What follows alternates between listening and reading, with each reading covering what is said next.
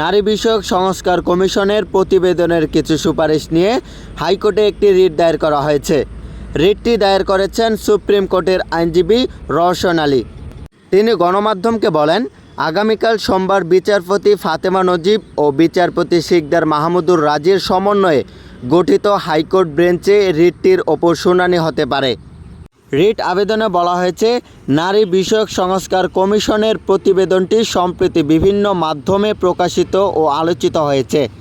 প্রতিবেদনের বিভিন্ন সুপারিশ ইসলামী শরীয়তের বিধানের পরিপন্থী, দেশের জনগণের ধর্মীয় অনুভূতির পরিপন্থী, বাংলাদেশের সংবিধানের সঙ্গে সাংঘর্ষিক। তাই এই বিষয়ে রিট দায়ের করা হয়েছে। বিষয়টি অত্যন্ত গুরুত্বপূর্ণ ও জাতীয়ভাবে স্পর্শকাতর।